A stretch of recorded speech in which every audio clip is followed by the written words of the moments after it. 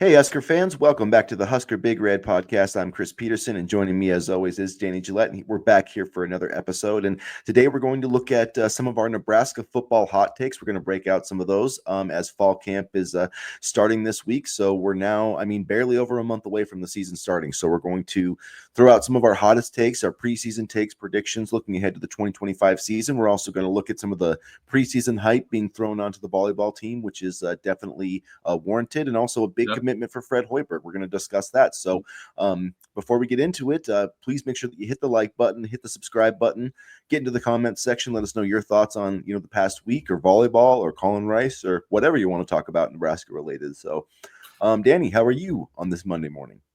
Good. And you said today's the day where we throw out some of our hottest takes, but I feel like we do that every show. It's just another day at the office for us. But and also, if you guys have any ideas of what you want to see in terms of content, any ideas for football season, any football-related, volleyball-related content, basketball-related content for when the time comes, please drop some ideas in the comments. We're always looking for new ways to interact with you guys and to get some new content ideas and videos up. So if you guys have anything that you want to see, please feel free to let us know.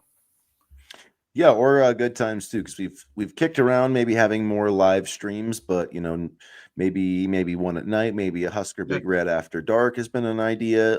But we're definitely going to have a few more. We're going to try to have a few more during the regular season, as long as some of us don't get too frustrated to not have post game reaction shows. So, we'll see how it goes, but.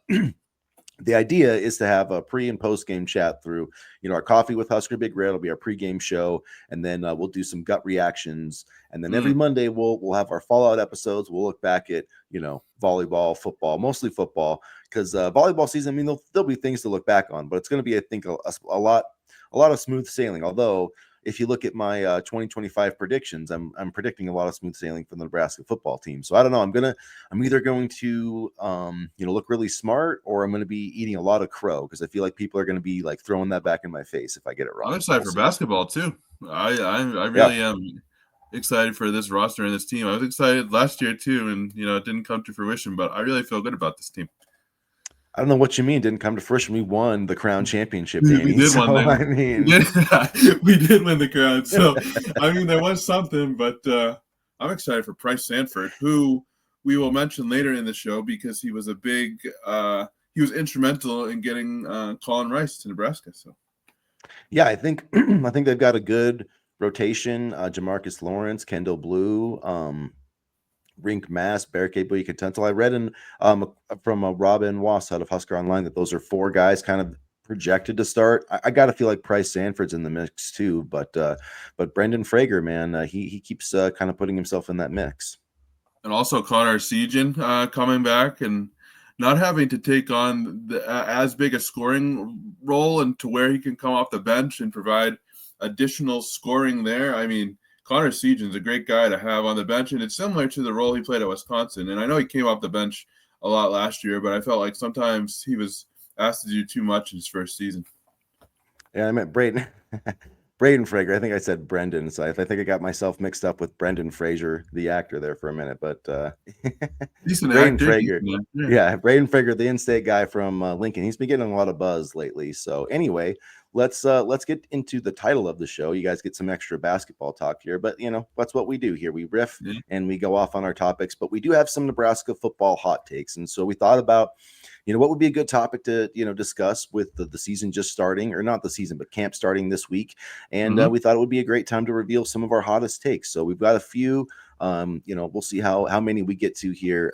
We at least have about 5 or so. We'll probably go beyond that. But Danny, I guess I will let you get started. I know you're really high on Jacory Barney this season, so tell us what you think Jacory Barney can do. I think he's going to be a second team All Big Ten type of receiver, and what makes me think of what makes me predict this is what he was able to do against Wisconsin. I believe 9 receptions for 85 yards in that game. One of the I believe it was the second game under Dana Holgorsen as the offensive coordinator last year. And, Jacory Barney's great for the gadget plays and, great for the end arounds. And, he was Marcus Satterfield's favorite receiver for those end arounds. All joking aside. But we were really able to see what he was able to do out wide. And I think under Dana Holgerson, they're going to get him out wide more, and he's going to actually play like a receiver. And his speed combined with what he can do after the catch and his ability to get to that second level in terms of running after the catch and, turning on the jets should allow him to have a productive season this year. And I truly believe he could be an all Big Ten type of receiver. I do think people are sleeping on his ability just a bit, with Dane Key and Isaiah Hunter. Just, he did set the freshman record for receptions last year. I think it was like 47 or something like that. Mm-hmm. And I believe he'll surpass that this season, get into that 50 reception range. And so, yeah, I don't think your prediction's off base at all. The biggest problem I see for these Nebraska receivers, and they're maybe getting all Big Ten or whatever, is just there's going to be a lot of mouths to feed on this offense. Yep. So are they going to get the numbers that you need? But Jacory Barney, I think there's a better chance that he leads the team in yards and receptions than people realize, in my opinion. I agree with that. Yeah, no, and I think it's all. I think you make a great point. Are there going to be enough receptions for each receiver? And I think it's ultimately going to be what they do with those receptions. And I do think he can lead the team in yards and receptions. And I would love to see him become an all Big Ten type of player. And it would make things more attractive in recruiting for future receivers as well. Yeah, and so my first hot take, which has to do with a lot of these, having so many weapons, on this team, and it's going to be my hottest take. Although my hottest take already is predicting Nebraska to go 10-2, but individually, my hottest take is I'm going to say that Dylan Raiola sets the program record for passing yards. I believe it's 3,567 for Joe Gans. I'm going to say that he gets, and this is, in a 13-game season, over 3,600 yards. I don't think he's going to quite get to 4,000, but he would need to average around 270 or so, somewhere in that range. And I know that's kind of a high bar, but with this offense and these wide receivers, I do think that Dylan Raiola will set the program record for passing yards this season and earn some type of, whether it's second team, third team, something along those lines, maybe third team. I can see him being third team all Big Ten this year. I do think he'll probably throw over 20 touchdowns. That's kind of my base prediction, is I think he'll exceed 20 touchdowns and 3,000 yards this season. But I just really feel like, this offense is going to take another step forward, and there's going to be a lot more tempo and just, I think, a lot of explosive plays. And, when you look at, he's going to have to throw for, that would be a big leap from last year, but he already threw for, 2,700 yards last season. So, I don't think it's that big of a leap. It is definitely a piping hot take, but I think him exceeding 3,000 yards this season should be the expectation. So I don't think 36 is that crazy. I don't think it's a piping hot take, because you mentioned he threw for 2,700 yards in an offense that, quite frankly, was not built for him. It wasn't really built for anybody, if we're being honest, but it really wasn't built for him. I mean, he really wanted to spread the ball out and get the ball to playmakers, which, quite frankly, Nebraska didn't have a ton of either last year. And I think when you look at this wide receiver group, and Isaiah Hunter, Barney, Dane Key, those are playmakers. Those are guys that can go up and get the football, make things happen after the catch, bring that explosive element to the offense. And I think it works in Raiola's favor. He loves to throw the deep pass. He loves to open things up a little bit. We saw that last year at times when he had the time in the pocket. And so I don't think this is a piping hot take. I could see this happening, but a lot will have to go right. And that includes the health of everybody between him and the offensive line. Hopefully the offensive line can be consistent, but I think this is actually kind of a reasonable take. Yeah, so 35-68, that's the record right now from Joe Gans. That's what Dylan would need to get. I think he definitely has a very realistic shot to get there. So let's get to your second hot take, which has to do with Ceyair Wright, the dynamic cornerback. Yeah, Ceyair Wright, he was kind of a revelation last season for the secondary, and you have to wonder where the secondary would have been without him last season. I mean, he came in June, and he immediately made an impact. It was like he had been here all along. Finished with 6 pass breakups, 2 interceptions, 39 tackles, and a pick 6 against his former USC Trojans last season. And I think he's going to have another great year. He's really been able to solidify his side of the field. He's a great cover corner. he now has familiarity with this Nebraska football program, and I believe he's going to have another great year. It's always nice when a program can have a corner that you don't have to worry about. That corner automatically takes away that side of the field. And he's just incredible at reading the plays. He's incredible at coming down and making tackles. He's extremely athletic, and he came as advertised. I was kind of worried that maybe he wouldn't live up to the hype, but he came as advertised, and I'm expecting another big year from him.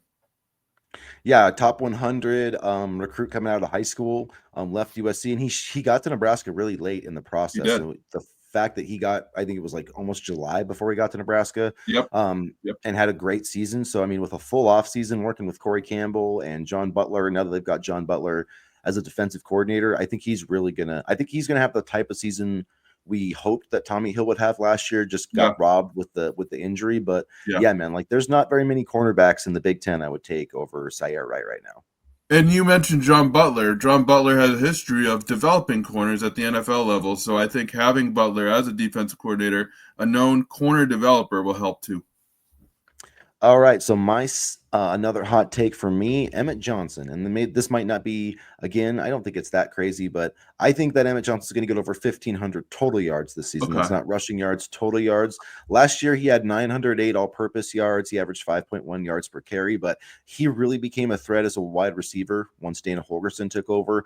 I think he's going to get 1,000 yards rushing. I think it's going to be, somewhere between 1,000 and 1,200 yards, and I think he'll get, between 300-400 yards receiving, maybe 30 receptions. And I think he's another guy that's going to, it's going to be tough this year to get maybe all conference in the Big Ten. Penn State has maybe 2 all conference guys in their own backfield. So that's not going to be easy for him, but maybe all Big Ten honorable mention is, realistic for Emmett Johnson. But either way, if he has that kind of production over 1,000, rushing yards and close to 1,500 total yards, I think the Huskers will be super happy with that. And that's what I foresee happening this year with Emmett Johnson. I think he truly establishes himself as RB1 this year. Initially, when I read this, I thought 1,500 rushing yards, but now you said all-purpose yards. That makes a lot more sense. 15. Yeah, I wondered. Yeah, 1,500 rushing yards. A little. I was like, I don't know about that one, but all-purpose yards, I could definitely see. The only problem, and we talked about this, just a couple minutes ago, is there's a lot of mouths to feed at wide receiver. He has the talent to get 1,500 all-purpose yards. I believe he'll be more involved in this offense under Holgorsen. So I don't think that's a crazy prediction. I just think it's going to be interesting to see where the targets are spread out to and by how much. But I wouldn't count this as something crazy. It could happen. It's just a lot of ways to spread the ball around, and that's a good thing. That's a good problem to have. Yeah, and it'll be interesting to see how much other guys get involved in the backfield. Ives, Nelson, Isaiah Mosey, if Jamarian Parker can, work his way into the mix. So that will be interesting. So do you, I have another take loaded. Do you have another one? We don't have the graphic for it, but do you have another one just off the top of your head? Off the top of my head, I'm going to say, off the top of my head, you go first, and then I'll think about one, and we can come back.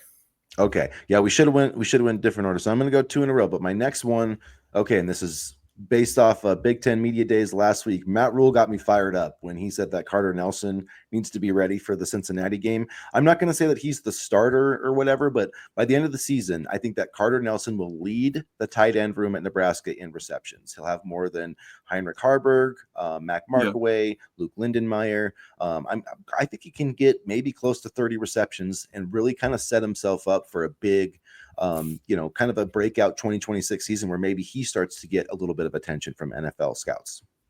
I agree. And, I do wonder how much Luke Lindenmeyer is going to play in the tight end room, but I think Nelson has he runs like a receiver. He's a big kid, but he runs like a receiver. And as long as he stays healthy, that's the one thing that I could see him that I could see really stopping him. I think he will lead the tight ends in receptions, and I don't think that's a hot take at all. I mean, again, the big thing for me is his health. If he could be healthy the whole season, which is a lot to ask for a tight end, just given, their size and the nature of the position, then I think he could definitely lead the tight end room in receptions. Yeah, 6'5", 240, super athletic. Going to be interesting. I mean, a guy that, was a really great basketball player. So I always like that in a tight end, can go get those jump balls, go get those rebounds. So his role this season is going to be exciting. I think Lindenmeyer, I think he is going to have a big role. It's just not going to be, when you look at the box score at the end of the day, you're not going to see a bunch of receptions, but he's going to make a big impact, I would say, in the run game as a blocker. I think he's just, I think maybe he'll finish the year with, like, my prediction's like 10 to 15 receptions, one per game. I think he'll be that kind of player, but he's going to be like, that lunch pail dude that shows up and just makes a bigger impact in the box. I like him. Yeah, I like him.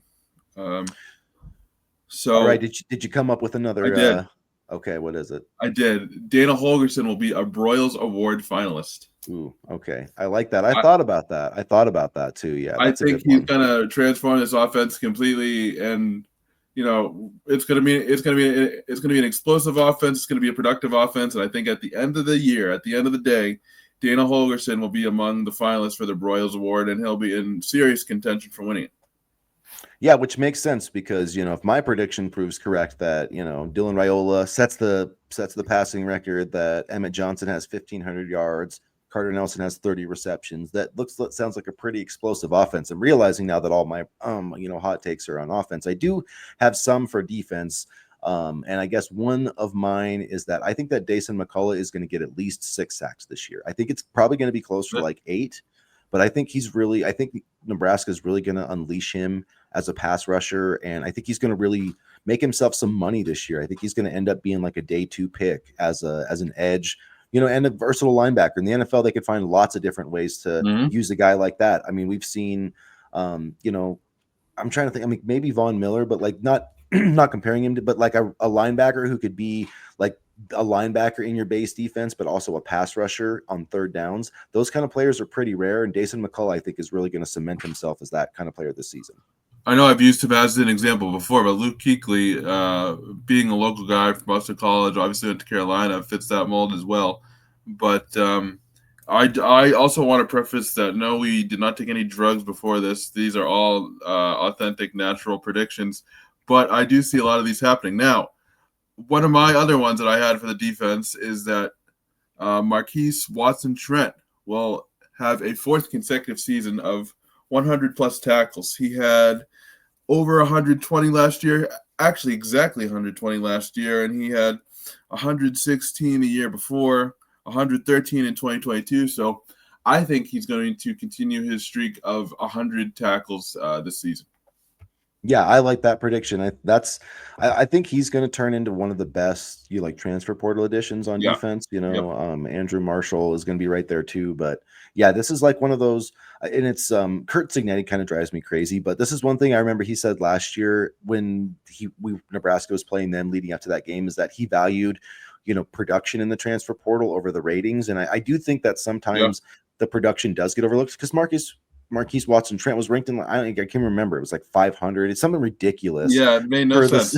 Yeah, and he's the Sun Belt. He was the Sun Belt Defensive Player of the Year last year. So that has to mean something.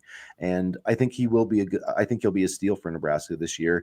I have another one on defense. I don't really know exactly how to measure it per se, but I think that Riley Van Poppel will make us, forget about Ty Robinson in a good way. I don't know if he's going to match the 5 sacks that he had, but I do think that, Matt Rule's premonition will essentially prove correct, that Riley Van Poppel will kind of step in seamlessly to that Ty Robinson role of kind of being that dominant 5 technique. And I do think he's going to get like 3 sacks this year. I think he is going to be a better pass rusher than people are predicting.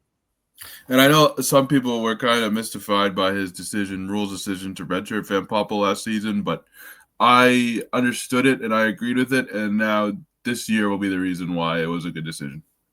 And if he stays for 2 more years, then I think it will be. I guess if you're kind of taking the risk that he's going to play out all of his eligibility, but I mean, it is what it is. If you get 2 more good seasons out of him, then you did what I think that's pretty solid out of a defensive lineman. So, and I don't think clearly that not playing didn't hurt his development much based on what we saw in the Pinstripe Bowl. So, and quite honestly, with college football now, you take things on a year-by-year basis. You can't really plan 2 or 3 years in advance because who the heck knows what's going to happen, Yeah, and good on Riley Van Poppel too for actually staying and competing and not like crying and leaving and doing all these things that we see so many other athletes do, which again, I think also, shows how strong the culture is at Nebraska. I do think Matt Rule is building the kind of culture that you need, that fosters championships. Now, not every, I mean, people say this all the time, like, oh, championship culture. I think that there's plenty of championship cultures around teams that don't win championships because they don't have the talent. But I think he's building a culture that can foster a championship if all the right pieces are in place. I agree, and it's going to be tough because this Big Ten is tough now, especially with the newest additions. But I completely agree about the championship culture and the championship mindset, and we've already seen some of that so far in Matt Rule's tenure, and I think he's done a good job at building that. All right. Do we have any other hot takes? I know we both put out our records earlier this season, so we have our game by game predictions video is also up. So you can check that out from last week. We also went over the depth chart pretty in depth, I would say, on Saturday in our live chat, Husker Big Red number 3. So if you missed that, also check that on the channel. But do you have any other hot takes you need to get off your chest? This one might be the hottest one of all, just given the nature of everything. But the third year jump that Matt Rule has historically had will continue this year. This program will make that jump. All the pieces are in place, and I know you all have heard this a million times over the years, but I fully believe that this is the year that Matt Rule will make that jump, and we won't be playing in the Pinstripe Bowl. We'll be playing in a New Year's Day Bowl, and I had to pause because that is a hot take, but I really feel like with this roster, this team will be able to do great things. And do I say college football playoff or on the outside looking in, maybe? I think it depends, if you're talking 9 wins or 10. I think if you're 10 wins, I think they probably have a good chance of making it, depending which ones and the circumstances. I said 9 initially, but I would love 10. I could see like 9 in the regular season and get 10, in the bowl game. I mean, I could see that happening realistically. But I don't think 10 wins is that crazy. I mean, but there was one fan, I can't remember the name. It's a new commenter, but he said that he enjoyed our enthusiasm, but that he would bet us. I think his words were that he had as many $100 bills as it took to bet us that Nebraska would not hit the over this season, which I think it's 7.5, right? It's not that high. But maybe he put it at maybe put it at 8.5. I don't bet on my teams though. I think it's bad juju, so I'm not taking that bet, guy. Well, I'll take that 7. I'll hammer that 7 all day. I mean, stack those bills. I'll take the bet. Like I'll just bet you on like the word, like a man, just like a pride bet. But yeah, I every time I've bet money on my teams, they lose terribly, and maybe that was just a bad bet on my part. I don't know. I just am really superstitious about things. So I would feel comfortable stacking $100 bills on the over at 7.5. If it's, and he maybe he put it 8.5, but if it's 7.5, yeah, like I would bet the crap out of that if I was not a Nebraska fan that doesn't want to jinx the team on betting. But if you don't worry about jinxing the team betting, then do it. So no, I'm also kind of cheap. So, I mean, yeah. I would definitely take that. I mean, I would take that bet. Yeah. So, all right. So we're also going to wrap up now with a couple other non-football items. And the first one I want to touch on, a huge commitment this week from Fred Hoiberg and the basketball team. We've talked a lot on the show about how he does still need to find a way to get some talented high school prospects. They're not going to be huge classes, but you need to get the right high school players. And I think they got one out of Iowa. Colin Rice listed at 6'7", 180 from Iowa. He's ranked 116th overall in the 24/7 Sports composite rankings. So a talented guy who can shoot threes. He can attack the basket. Can do all the things you want as a scorer. Had offers from Illinois, Northwestern, Iowa. So there was some other Big Ten schools in the mix, but a nice win here, I think, for Fred Hoiberg. What are your thoughts on Colin Rice, the first commitment in 2026? I've always complained that Fred Hoiberg doesn't do enough high school recruiting, but when he does, I mean, it seems like he really hits the nail on the head. Colin Rice, dynamic shooter, but like you said, can also drive to the basket. He's kind of that versatile player that, allows, other things to open up within the offense. Like you said, top 100 player, borderline top 100 player, 116. So I think this is a great commitment. I'm hoping that they can add a couple more high school commitments in the 2026 class. We know that Hoiberg likes to utilize transfer portal. But I really, really like this commitment. Great get. I heard that Price Sanford had a hand in, getting Rice to commit. So good on Price, and another really, really strong get for the program. And Fred has always been able to recruit or get players to the program. So that's not an issue. It's just about putting it all together. Yeah, and I think Fred, he did a really good job in this recruitment. I think just selling, what he can do for Colin Rice and how Colin Rice can kind of fit into the system. I think kind of perfectly like Price Sanford, who did play a key role in his commitment. So yeah, this is a nice player. This is a guy, just outside the top 100 who I think could have a chance to be a multi-year starter in the Big Ten. So hopefully he can come in and provide like some shooting and some depth right away as a freshman, even if he redshirts. They've been able to do that, like with Frager, as we mentioned, and some others. I know it's hard to do in this era, but I also think at some point these freshmen need to realize that, just because you hop in the transfer portal, like the one kid did that we got out of Wisconsin, I mean, it doesn't always mean there's going to be a better landing spot. And sometimes I think it is going to be better for some of these kids to wait it out, and hopefully they can get a guy like Colin Rice to, make an impact and then turn into, a multi-year starter down the road. Cause I think that's what he has the potential to be. Yeah, no, I agree. And especially when you look at, some of the most recent players that have gone into the NBA, the list is long. Bryce McGowan, Delano Banton, Isaiah Roby, Casey Tominaga. I mean, not a Fred Hoiberg player, but even Jack McVeigh. I mean, when you look at what Fred has been able to do in terms of getting some of his players to the NBA, the list is current and the list is, pretty solid. So that helps too. Yeah. And Bryce Williams and Juwan Gary are also kind of, working their way through the summer league. Wouldn't surprise me they at least got a chance to be in the G League. So, but yeah, another big commitment for Fred Hoiberg. And I continue to say this, but I think Nebraska is in good hands with Fred Hoiberg as the head coach. So keep that work up, and I am really excited about how this roster's shaping up for the 2025-26 Nebraska basketball season. Speaking of upcoming seasons, the volleyball season is coming upon us very quickly, and I know Nebraska volleyball fans are really excited about this team. Danny Busboom Kelly in her first season taking over for John Cook. Obviously, a lot of expectation, with this program. It's been after making the national championship game 2 years ago. I feel like it was kind of national championship or bust last year. They didn't win the national championship. They did make the Final Four and they won the Big Ten. They were co-Big Ten champs with Penn State. So it was still a wildly successful season, but it's kind of crazy how it does feel, a little bit disappointing still because they didn't win the championship.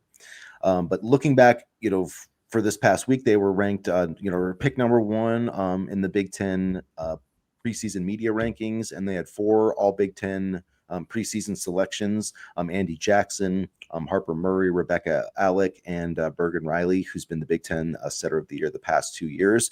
Harper Murray, of course, was the Big Ten freshman of the year 2 years ago.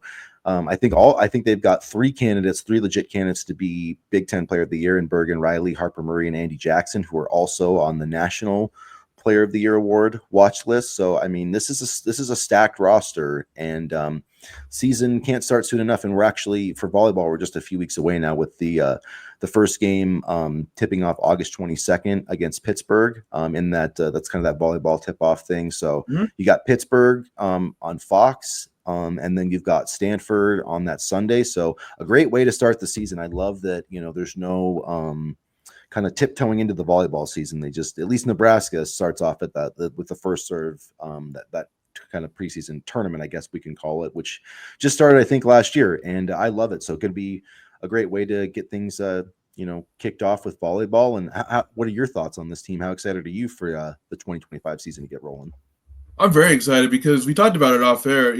Multiple players have multiple years of eligibility. Harper Murray, Riley, Alik. So this is a group that can really continue to build. And you talk about the success that they've already had.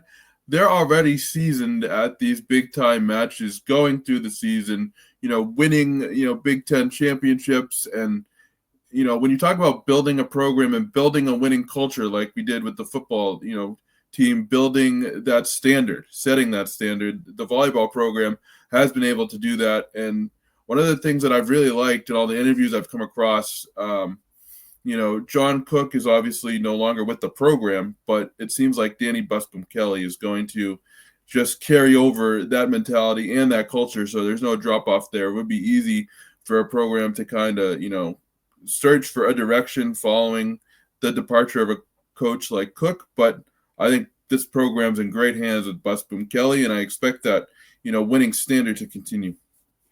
Yeah, and I think she might even be, as sacrilegious as this is to say, I think she might even be a better recruiter than John Cook. Just I feel like she probably That's a tough one to relates. say right now, but I can definitely see where you're coming from. Because she's got some high level players, and I just think she probably is able to connect a little bit more with this generation. And so, Nebraska volleyball, like we said, it's set up to, it recruits itself, and that is because of John Cook, obviously. Yeah. But I think it's going to be. I don't expect the recruiting to drop off at all. And you look at from last season, obviously losing Lexi Rodriguez, she was a massive part of why they were so successful defensively. But you've got Lainey Choboy, who can step into that role. Maisie Bosinger, she played last year as a kind of another player in the rotation. So there's definitely Olivia Mock is another one. She had some key contributions last year as a freshman. So there's a few options there. And then you've also got Taylor Landfair is back. She was all Big Ten with Minnesota, and she played really well last year. You've got, I don't quite know how to say her name, but she transferred in from Baylor. Ali Sheck, I think is how you pronounce it, but another 6'4" hitter. Then they added, the player from Italy. And then beyond that, you've got, Skylar Pierce, who was one of the top recruits in her class as a redshirt freshman. And you've got true freshman Ryan Hunter.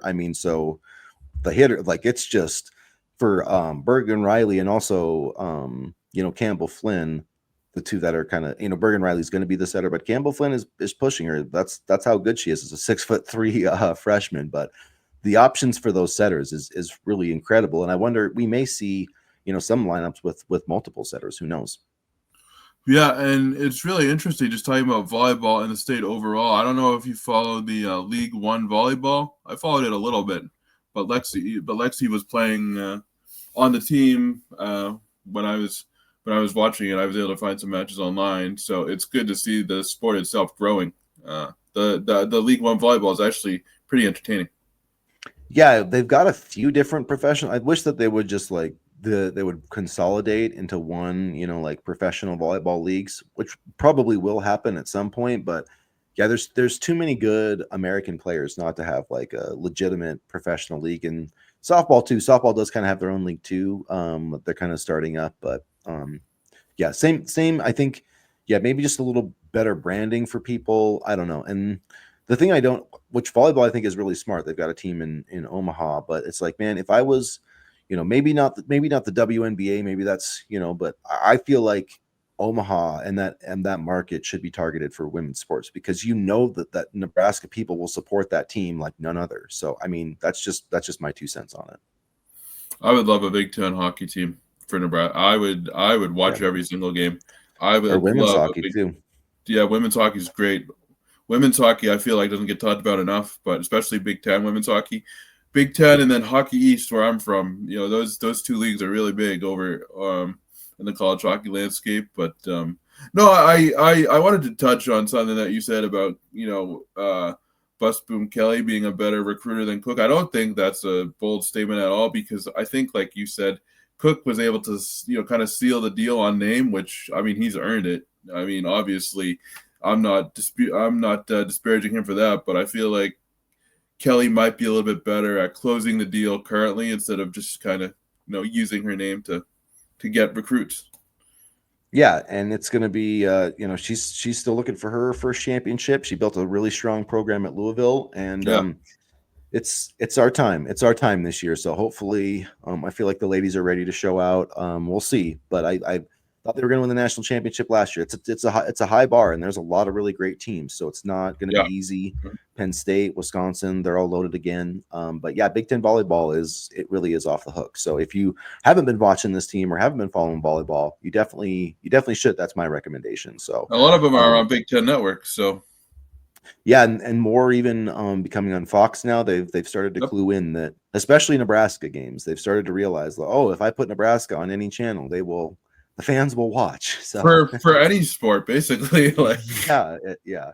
If you baseball, softball, anything, just basketball, the Crown Tournament. I mean, I think the Crown Tournament had a record, obviously first year, but a fair amount of viewership. So it was. I think definitely did well enough to keep it going. So I like the Crown, and Nebraska fans are passionate about their sport. So if you're a passionate Nebraska fan, make sure that you hit the like button, hit the subscribe button if you haven't already, and get into the comment section. Let us know what your hottest takes are ahead of this season, and if you want to call ours stupid, you can do that too. Plenty of people will do that. That's fine. We'll see who's right in the end. Not all our predictions are right, but we get a few. We get lucky from time to time. I mean, a broken clock is right twice a day, right? Yeah, so we at least I feel like our logic is sound behind it. So that's all you can ask for, guys. So like I said, hit the like button, hit the subscribe button, turn on your notifications so you don't miss any of our future content. And as always, go Big Red. Go Big Red.